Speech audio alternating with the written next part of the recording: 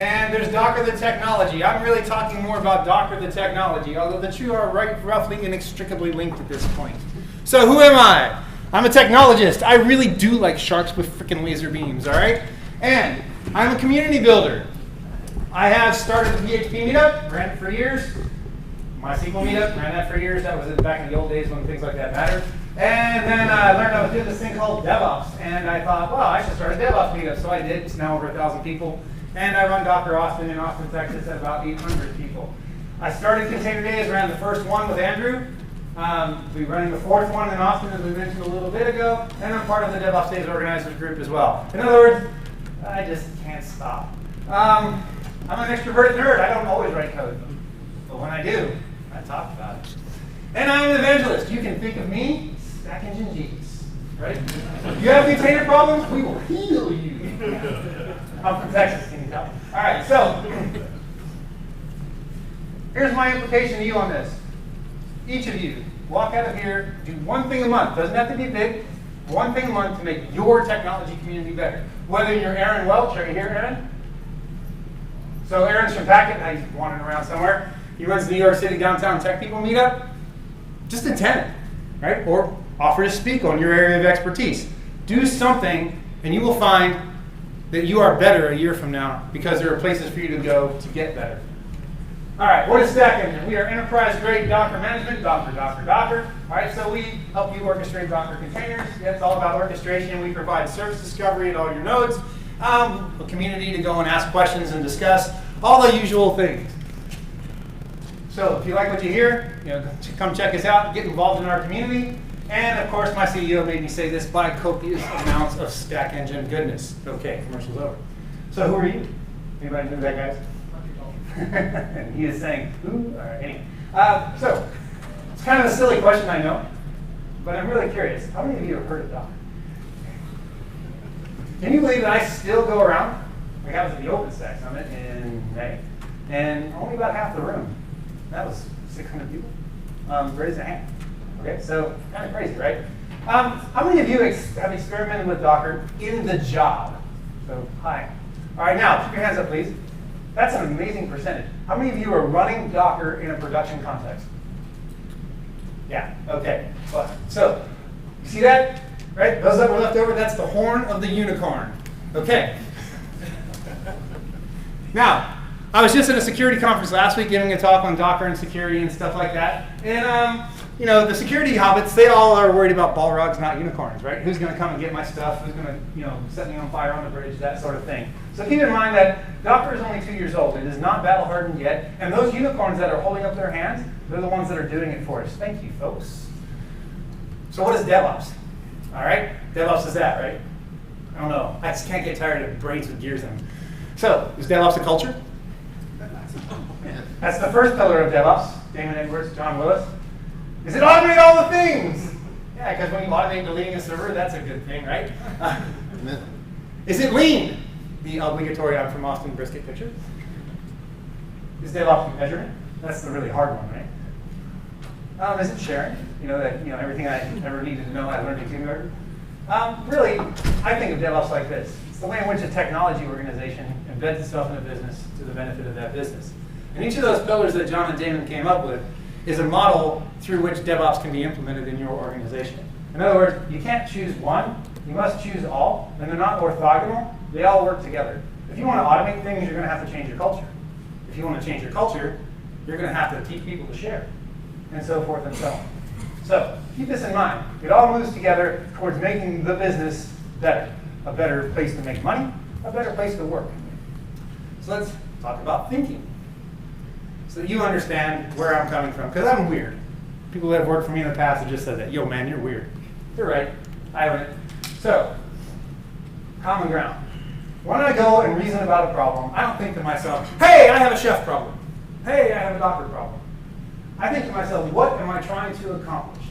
How am I helping the business by tackling this particular problem? I start with the philosophy, hows and whys, and things of that nature. I build a model with my team. I say, yo, guys, how do we want to behave? What are the processes that we need? What are the outcomes that we desire? How are we going to measure this so we can go to our CTO and say, we want, or We screwed up, but we know this now, so we don't think we'll screw up again. Then we go and we implement. You notice I haven't talked about the tool yet? Because it's only after we think about how we're going to implement that we actually pick the tools. Because we don't want to be this guy. You know, I have a hammer, everything looks like a Java. I mean, nail. So, I'm sorry, I'm missing a slide there. The outcome of this, don't be a tool. All right? Economic observations. All right, so economics 101. Profit is equal to revenue minus cost. All right? No surprises there, right? Here's an observation that most people go, oh, wow, I hadn't thought of it that way. If you, at your company, can drive your costs to zero, I will give you one and only one fact that is true. You are out of business. So, cost has an asymptotic relationship to zero. There's a floor. Below that floor is unhealthy. Above that floor is healthy. Above that floor, your CTO is going, reduce costs. Below the floor, they're often doing that too, right? Okay. Why? I'll get to that. Revenue, however, has no ceiling. You're making money on something, your salespeople, they're clever. You may not believe it, but they are. They can go and open a new vertical and sell more things, maybe for more dollars, maybe for less, but they can sell more things. Revenue has no theoretical limit. So when you go and apply your philosophies and your models, should you be thinking about, oh, I can reduce costs? Or should you be thinking about, how am I going to help the company make more money? I would argue it's the latter. So, focus on system throughput as a way to maximize revenue. That's how I see my DevOps. That's where the automation thing kind of comes in, right? But I need to change the culture and all that other stuff. All right, so. Yeah, that guy. Language matters, folks. Okay? We do ourselves a disservice by naming a technology with a tool. Okay? You don't have a Docker problem, you have a Linux container problem. You have a virtualization problem. Okay? You don't have a chef problem, you have a configuration management problem. So talking about something as a configuration management problem helped me to choose the right tool. In my case, it was Chef. It may not be the right tool for you, and I'm not saying that Chef is better than Puppet. I'm saying it was better for me, the situation that I was in, and the team members that I had.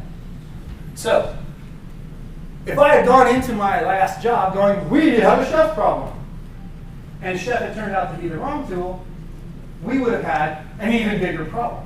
I would have been trying to jam a way of working down people's throats that ultimately was going to fail. For whatever reason, but it was going to fail.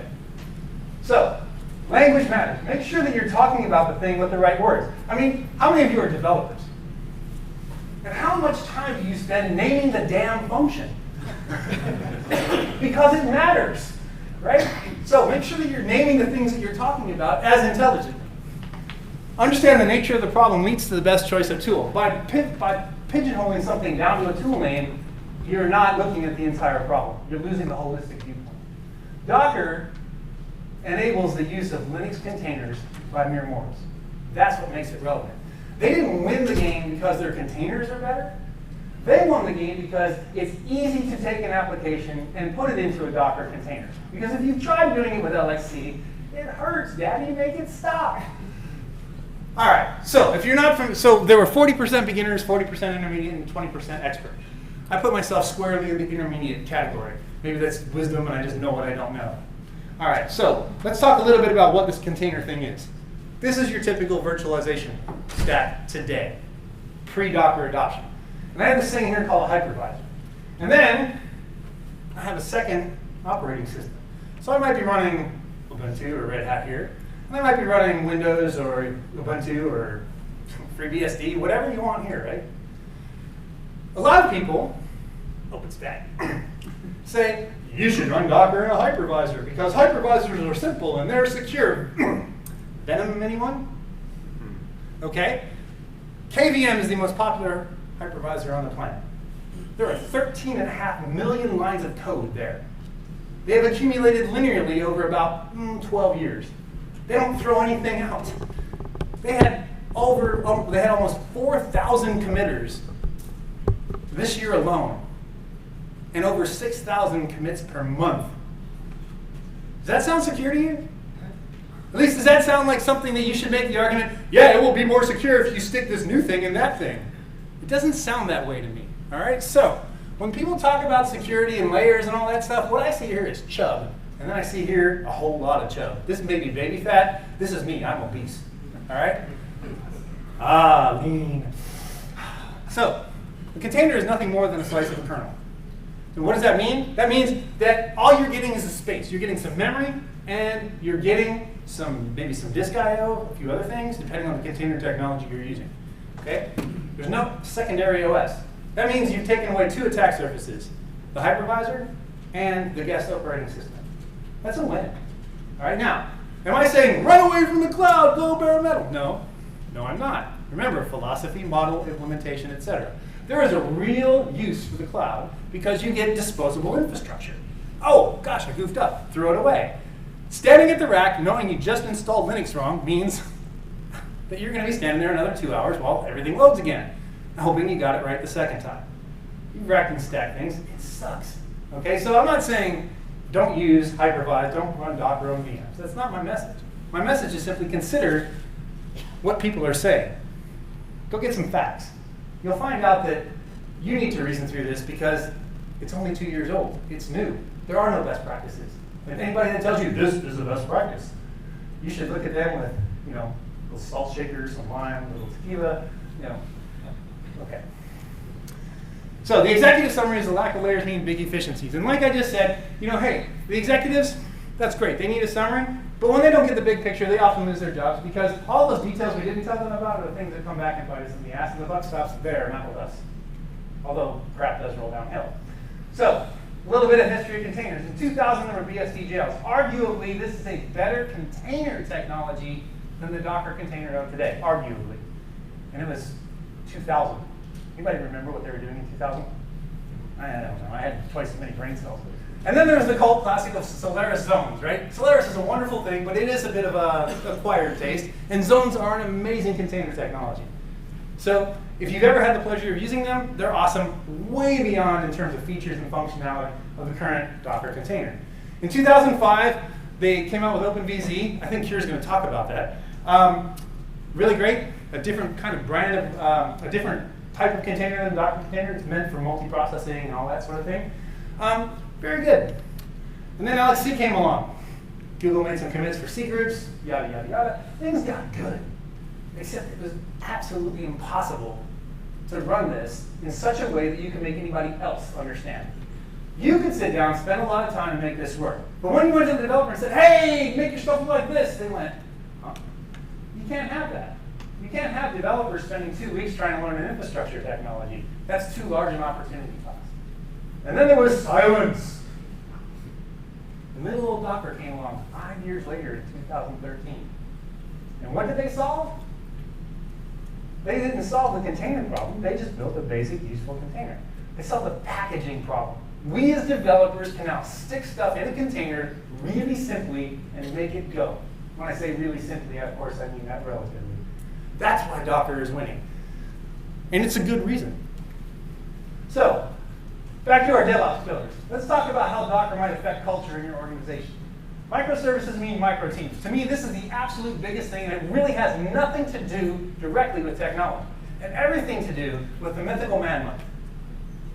Is anybody here familiar with the mythical man month? If you're not raising your hand, go find the white paper. It's free online. 1956, I think it was when it was published. And read it. And understand why, when you go to your boss and say, we need more people, he looks at you and thinks, yeah, you don't know what you're talking about. And you get frustrated, but he's happy with the decision. All right? So read the paper. It's easy. I'm dyslexic. When I say something's easy to read, I really mean it. Okay. Microservices. Quickly, that's just where each service, each infrastructure boundary, if you will, contains a thing that does one and only one thing. If we're talking about a system that deals with students, one thing is dealing with their courses, one thing is dealing with the students themselves, one thing is dealing with the professors. Each of these services has a specific task in mind. And then they communicate across a boundary. Okay? Really, this is nothing more than service-oriented architectures recycled. What's old is new again, right? Yeah, we've all been doing this, or at least we've been hoping we've been doing this, until, of course, we get the gun put to our head that says, I need it now. And what's the first thing you stop doing? Writing the interfaces in your code.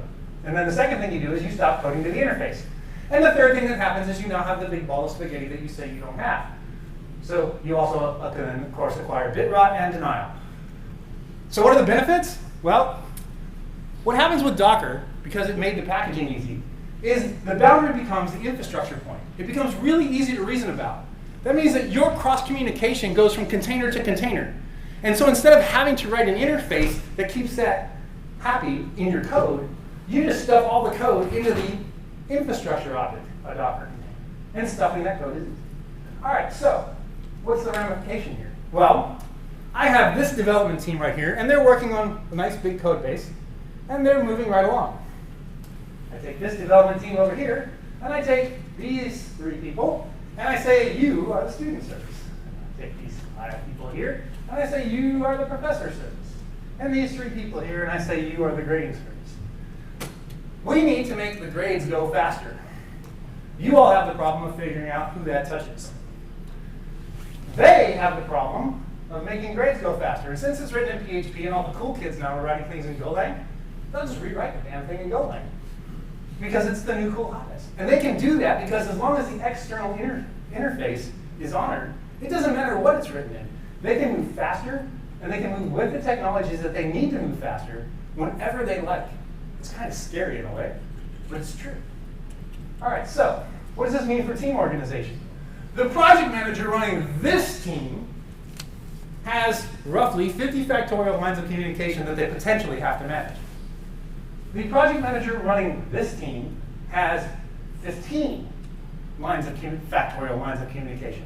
A much more grokkable problem. Fascinating, right?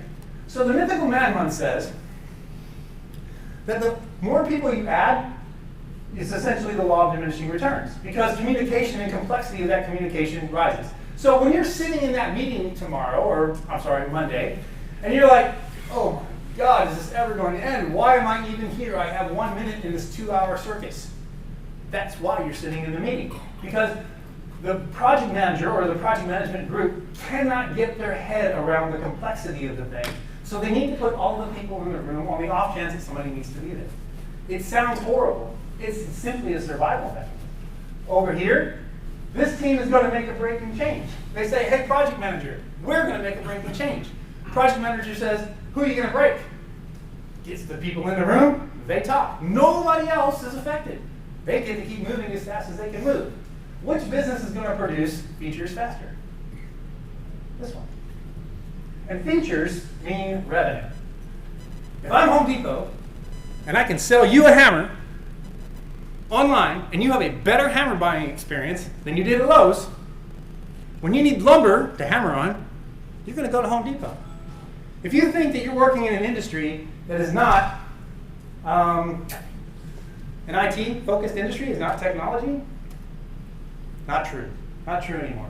We're all technology organizations. Some of us just haven't realized it yet. All right, business perspectives. Extraordinary increases in development team velocity mean a true competitive advantage. Because it's going to be difficult to do, Docker's new. There's a lot of warts. We're going to have a lot of problems.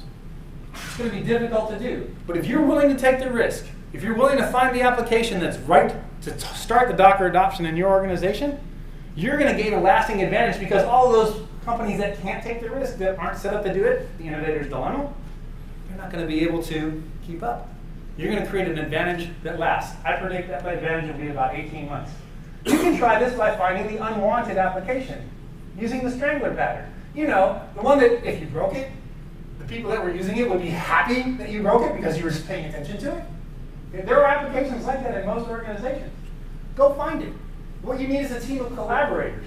Not somebody's going to say, hey, you broke my thing. They're going to be like, hey, man, hey, you broke my thing, and I did this, and I did that. And so I think what you did is you did this, and they're right. That's a collaborator, not a customer. Go find that application. That's where you want to start your Docker. Again, since the service boundary is now a concrete infrastructure object, SOA becomes easier to reason about. Docker didn't invent SOA. It didn't make microservices happen. It makes it available to mere mortals. So, automation. Building test grids. This is simple. Building test grids. Today, I have a 16-hour process because I am at BMC, and I am essentially running multiple thousands of different web spheres for multiple thousands of different clients. And so it takes me 16 hours to test any feature that I want to put into the web sphere with all the different permutations. Tomorrow, since I can start Docker containers in about 50 milliseconds once the image is on my machine, I farm the runtime out, and I can run all of those things across the compute grid in about 2 hours. You might have gotten the idea that that's a real story. It is. Okay, come to Austin, I'll introduce you to the guy who did it. Okay, 16 hours to 2 hours. Just nothing else changed other than Docker and some parallelization. Again, Docker enabled the parallelization because even though it's still miraculous to me that I can push a button and get a server in 2 minutes in the cloud, it's even more miraculous that I can push a button and get a Docker container in 50 milliseconds. All right. So an example, Ruby on a bunch of Ubuntu's, a bunch of CentOS's and Windows. Okay, I got to make sure it works. So there you go. This is very important to install software and, of course, legacy applications like SwitchCare. What are the benefits? Containers start in less than 1 second. You get faster builds. You can test more permutations of the system. Today, we limit the number of things that we test. We test for good enough. Docker lets us test for very good enough because we can tackle more of the permutations because we can try more. We can try more things on the same amount of compute. You get a better density across the grid. And this, of course, leads to increased build parallelism, which increases feature velocity and innovation. Developers want to try a thing. They want to say, I'd like to try the latest Java. Except that they know it's going to take them 3 days to deal with their hand-built, artisanal, bespoke development environment. And then they know it's going to take them 2 days after that when it fails. 5 days. I argue that any developer who looks at a thing and says, I can't try that in less than 4 hours is probably not going to try it. They're just being responsible, right? Their job isn't to try the new Java. Their job is to produce features and bug fixes. So if they can't do that, then they won't. Well, if I can innovate faster, if I can try these things faster, if I can get it down to less than 4 hours, I can try this. And if the benefit is there and I can measure it, I can move on. My business is now determined not that they can use the best Java because the loudest person in the room said, Java, a new one. No. Somebody actually did it, ran all the tests, worked on it for a couple of days, and went, this works. Committed the Docker file that said from Java 1.9. Everybody else destroyed their machine. No, really, they just destroyed their virtual machine on their workstation. They Docker machined the new one, and they get to work. Instead of a week's worth of, oh man, how did you do that one thing in there? Oh, mine's different, I'm using MAMP instead of XAMPP. Or no. So, we'll talk a little bit more about that in a minute. Business perspective. Grid density lowers cost. Remember what I said about lowering cost? You should really only make this argument in 2 cases. One, it's a lot of money. For instance, I saved $70,000 a month at a company that was making $80 million a year on their AWS bill. That was a cost worth going at, especially since it only took me about 2 weeks because, well, they were stupid. Increased innovation due to build time decreases. Okay, talked about that. And increased feature velocity, the unicorn example, right? I can go faster. Netflix, they can change things like crazy because they're a microservices architecture. Oops. And ultimately, we decrease the QA bottleneck. In most SDLCs, QA is the bottleneck because the QA engineer role is really just evolving today. You still have this tension between button pushers and engineers who like to break things. Right? We're moving towards the engineers who like to break things. And Docker, again, enables that. All right, according to Stack Engine's State of the Container Survey in 2015, January, the most common adoption path, almost 50% of all people adopting Docker were doing so in their build pipelines. Fascinating, right? It wasn't the developers like people think. That was it. 700 and some odd responses. All right, configuration management simplification. Configuration management deals with the state of a machine and the ability to maintain the state of that machine and change it at will across a number of machines. It's not orchestration. Orchestration deals with how services interact. How does my web server find my database? How does it find the caching server, the Redis server, et cetera, et cetera? What are the benefits? Well, the learning curve with the typical CM tool is difficult. Chef, as a company, knows this. Right? One of the things they're working on the hardest is chef training, making it better, lowering that learning curve. Docker obviates the need for most host configuration. In other words, you just bake your Docker host, and you stand them up as fast as you can because nothing changes about them ever. And when you don't need that Docker host anymore, you just shoot it, and you upgrade them in line. All right, well, that's called the bakery model. Containers offer a very simplified view of configuration management. And a lot of people will say, oh, the Docker file is way too simple for configuration management. And you know what? They're right. Accept that. You're not going to configure an entire machine. You're not trying to manage all the SSH users and firewall rules. You're not configuring a machine with a Docker file. You're just configuring a single service, one process. So I like that that's simple. It actually feels right to me. I don't need all the weight of a Puppet or an Ansible or a Chef. So business perspective. Removal of complexity lowers release and administrative risk. Okay, so Docker file, easy to read, easy to optimize.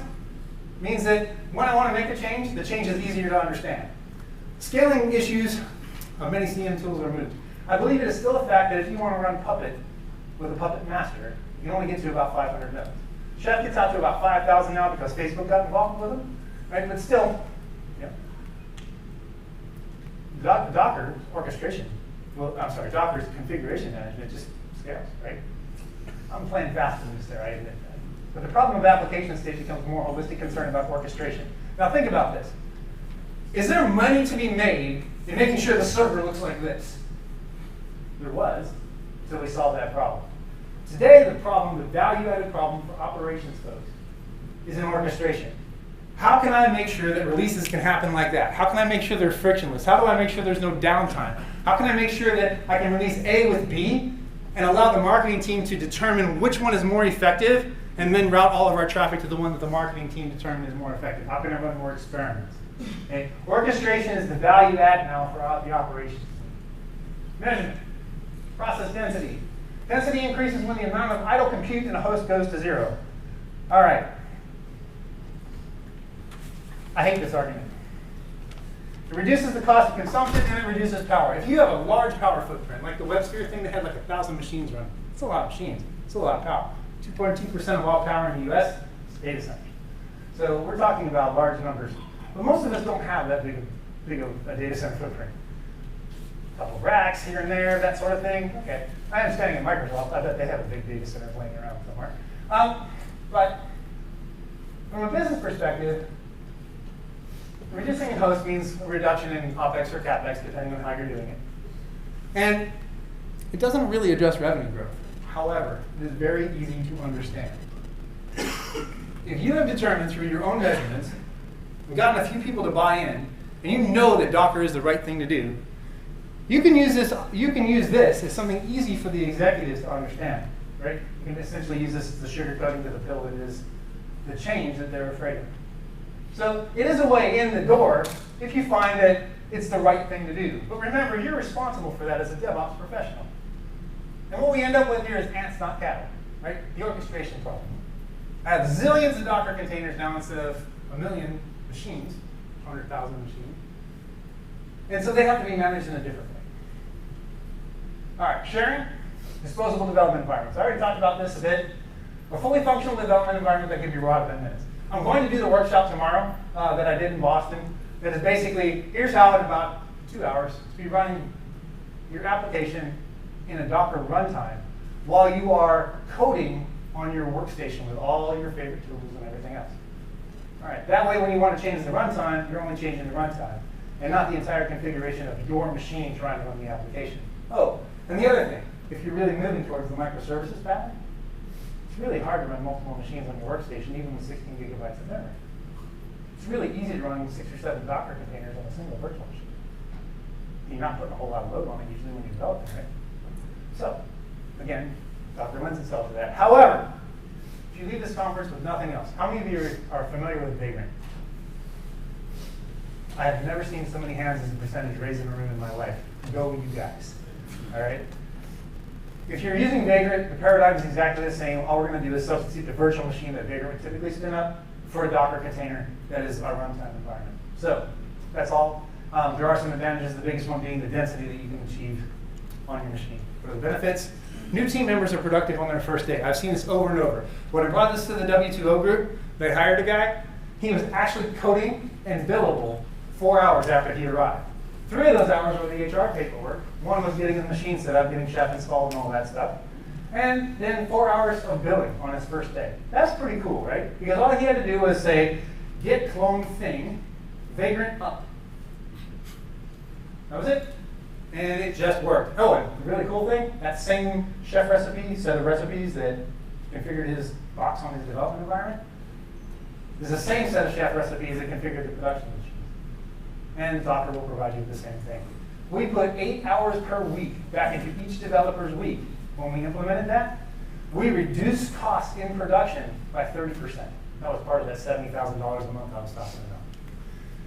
New team members are productive on their first day. Innovation. You can try new things quickly. You want to upgrade something? Go for it. You want to try PHP 6? Is that even a thing? Didn't they just skip to 7? I don't know. But you want to try it because, well, it sounds cool, right? You want to be different. Run your test, didn't work. Okay, bad idea. Run your test. This is a great idea. Oh my God, the whole application runs 50% faster. Everybody take a look. They can do that.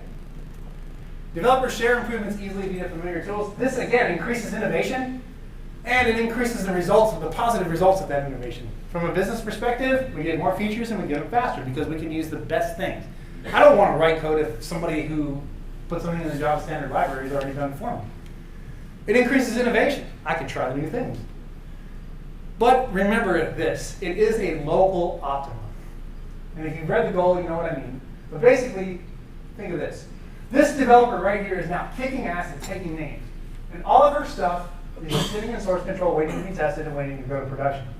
So even though she is now more productive, the entire system has not benefited yet. The company has not benefited. We just have a bunch of cache tied up in source control right now because that's where the features are sitting. So this is a first step, not an end-all, be-all. It does, though, however, when you can get all those features into source control like that, create the situation that is, hey, look where the bottleneck is now. That's the problem to solve. And that's where we don't get QA engineers instead of QA button pushers. Disposable development environments are likely to be the single biggest improvement to your SDLC that you can make. Okay? So, food for thought. We got the whole immutable infrastructure thing. When Andrew and I conceived of this container days thing way back a year ago in October, this was the thing that really got us excited. The whole idea that instead of deploying something as a change, you just deployed the new thing and tore down the old thing when it was known good. That's really sexy. A/B deployments. A/B deployment, what I just described, plus I got 20% of my traffic going, hey, is it good, is it good, is it good? Oh my God, we're only getting 4 requests a minute. Okay, we'll back that out, right? This is also called a blue-green deployment. A/B testing for marketing, okay? Now marketing can say, not only is it technically good, but oh my gosh, is it business good? We, the operations teams, we, the developers, can enable the business to make data-driven, empirical decisions. Wouldn't you love a marketing person coming to you talking about data instead of their latest and greatest idea? Guess what? Go check this out. Marketing makes more data-driven decisions than we do as engineers. Are you embarrassed? I am. Closing thoughts. Bit from the business side. Developer adoption of Docker is only as valuable as the first step. Docker's system architecture ramifications have the potential to provide a significant and lasting competitive advantage for your business. Unlike most ops-driven improvements derived from applying DevOps thinking, this one's actually QA and developer-driven. The heroes are different people this time. And that really leads to a cultural problem. Because I, as an operations guy, having made all these amazing changes in my last job, now I have some QA person coming and saying, hey, I have a good idea. And I'm like, whoa, man, it's not my idea. Right? I know it sounds silly, but think about it psychologically. And you'll find that there's a lot of truth in that. Even as somebody like me, who is actually aware that I have that problem, because I have an ego the size of, well, 2 of these rooms, can you feel it? The truth is, that's how people think. How am I going to get my next bit of credit with the boss if this was QA's idea? Okay? Keep that in mind. It needs to be managed. I'm not saying it's not overcomable, it just needs to be managed. And horses are starting to become unicorns. You need to evolve or die. Raise your hand if you're sick of hearing that. I'm freaking tired of that. Evolve or die. What does that mean? Okay. One of the big things in DevOps these days is the notion of continuous improvement. It comes out of Toyota Quality Management and Deming and all these other people. And it is true. We must continuously improve. But to say you must improve the way I'm saying, adopt Docker or die, is just plain dumb. That's why I put this on here. It's BS. Okay? You should evolve. But you should evolve in a sensible way. If you choose to evaluate Docker, set up some measures so that you know that you've made the right choice. And so that you know if you've made the wrong choice. In other words, don't create a self-fulfilling prophecy. Go conduct your experiment and make an informed decision. That's straight out of Jim Collins, by the way. I think it's good to great. is the name of the book. DevOps. From a DevOps perspective, from culture, DevOps thought leaders must determine how a Docker adoption path looks in our organization. People are going to fear for their jobs. People are going to resist change. Some people are going to jump right on board and move too fast. We've got to figure out how we're going to manage that from a cultural perspective. From an automation perspective, tools aren't there yet. That's why Stack Engine, Rancher, Tudum, just acquired by Docker, congratulations if you're here. That's why we're in the game. That's why we're in the ecosystem. Because we're trying to provide that tooling as the problem has moved from configuration management to orchestration. In a lean sense, we're responsible for the holistic impact of our technology decisions along with business. We need to make sure that we're aware of that. If I'm arguing, I want to do this because it's a new cool hotness and it's good for my career, and I'll be able to hire people like me because they love Docker too, I am not making a valid business argument. Measurement. Empiricism is required if we want to meet our measurement obligation. Black box thinking around just, I have a Docker container, what can it do, is one good way forward. Instead of trying to measure what's in the container, just take the container and say, how many requests a minute can I shove through this thing? Is it secure? Can I crack it with SQL injection or cross-site scripting or something like that? Sharing. DevOps thought leaders should be working with their peers and collaborators in their companies to determine if a Docker adoption is right for them. All of the amazing things that I've described that happened in my last job all happened because I collaborated very closely with a project manager who usually said to me as his first words when I said, hey, I have a great idea, he would say, well, that's stupid, what are you thinking? And from there, I would say, well, why is it stupid? And he'd say, well, this, and this.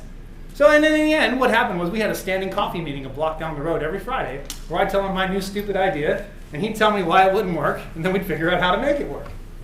Okay? We took responsibility cross-function.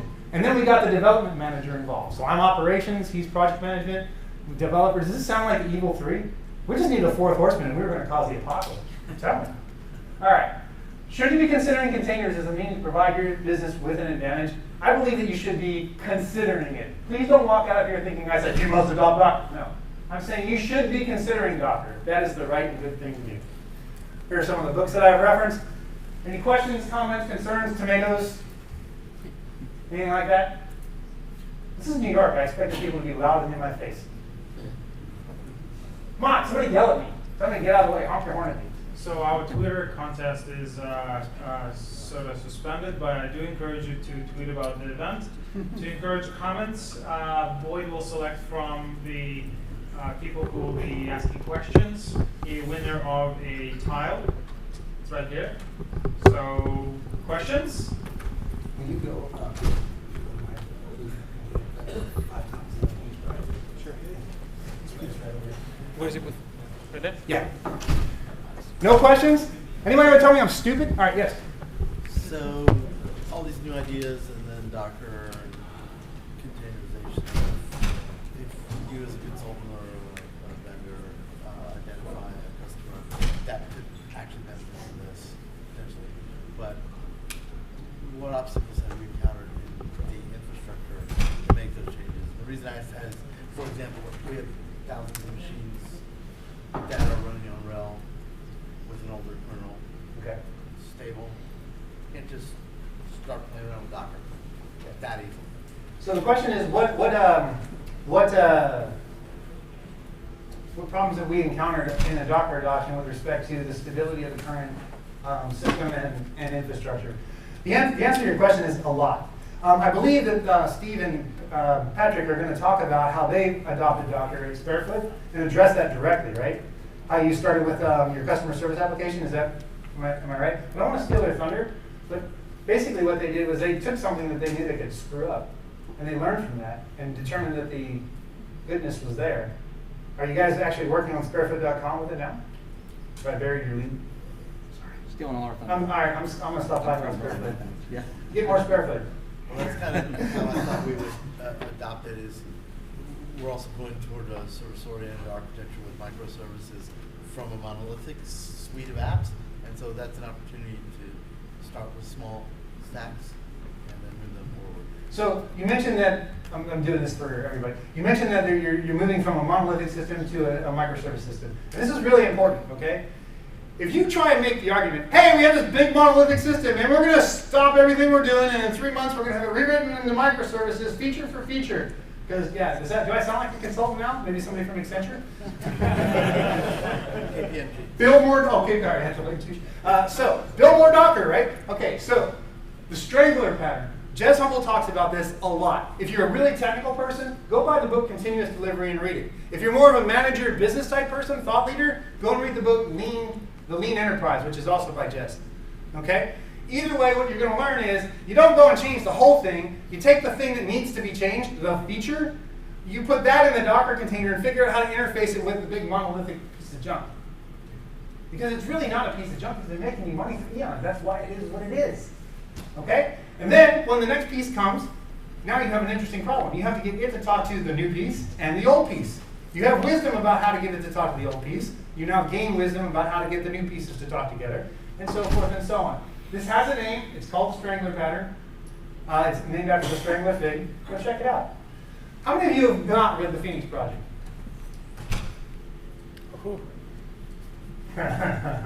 Keep your hands up. Read the damn Phoenix Project. Somebody wrote a book about your life. You should read it. I'm throwing books at nerds. This is going to end badly. If we didn't have liability coverage for that. Oh, crap. So, sorry, other questions? Yes? Oh, I'm sorry. You know what? I'm out of time, aren't I? No, you've got 1 more minute. Okay, I got 1 more minute. So, have you come across any kind of moving legacy applications to Docker? Those are the best candidates for Docker. That's what Patrick and Steve are going to talk about in their specific situation. Nick, you do the same thing, don't you? I didn't get the question. He's talking about moving a legacy application to Docker. Not really. Okay, sorry. So there'll be one. Don't miss that talk. I've seen this talk. It's a great talk. So, but ultimately, yes. Most of what we're seeing is, for instance, offers.com, also on Austin. They didn't rewrite their thing into microservices at all. They took their big monolithic PHP spaghetti and stuffed it into a Docker container, and then they activate the different code paths by using different commands to the container. They did that to adopt Docker so they could reduce their infrastructure spend on AWS by, I think their goal was 40%, and they achieved, I think it was 60%. So that's another way to do it that's complete. You don't have to adopt microservices to adopt Docker. And I think they ended up using something called a Fusion container to do all the multi-process stuff. So there are other patterns to do this by that have been successful. They were highly successful with this. However, offers.com, by design, is a ragged bleeding edge. They chase the latest and greatest constantly to get an advantage. So that's what they do. Other questions? Steve. Last one. So, as an ops guy, how concerned should you be about what the developers are putting into containers? So, as an ops guy, how concerned should I be about what the developers Let are me putting qualify that. into the container? So let's say you have I'm terrified. So you could have a developer, I mean, maybe he puts a service in there, or very minimal, that's a great idea. Then you have a guy who says, well, I'm going to put PHP 7 in here, I'm going to run HHVM, Nginx, I'm going to download half the internet and run make install as part of my Docker, my Docker file. As an ops guy, should you really care what they're doing? So yes, and indeed, this is a whole other talk. So I'm going to summarize in about 2 minutes, sorry. I believe that the role of me as an operations guy is going to change drastically from, no, you may not put HHVM in that container, to, I don't give a shit. I have a set of measures. You must pass those measures. One of those measures is going, was that a hint? Nope. Somebody pushed the button. Man, dude, you could have just told me to shut up. So I believe that my role is going to change, that I'm going to end up being an engineer, an operations engineer, like a QA engineer, and I'm going to be writing tests. One of those tests is going to be, if your container is any bigger than 100 megabytes, go back to the drawing board. That's going to help me control some of the cruft, like make and all the other garbage I would get, right? Other things are going to be security tests that show that you can't get into the container except through certain ports and only do the certain things that you're supposed to do based on whatever the spec is, and so forth and so on. So I believe that the end goal is to get to where I don't care, because I have a set of automated tests that are now part of the pipeline that are telling the developer, so I don't have to go to the developer. I mean, think about this. Man, your code sucks. That's a crappy way to deal with things, but that's effectively, no matter how nice the guy say, I'm sorry, but you didn't do a good job there, it doesn't work. When the tests fail, nobody cares. We're engineers. We're like, oh, look, problem, let's solve it. Right? It's a whole different conversation. Anybody hear a cultural change in that? So that to me is the end state. We must work to get there. So I believe it's going to be hybridized for probably 2 to 3 years. That's my vision. Thank you very much for your time. I appreciate it.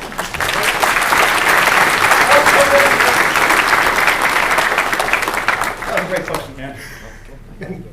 I did not pay him. Well, I guess I just did pay you to ask that question. Well, you have a couple of minutes respite because you have your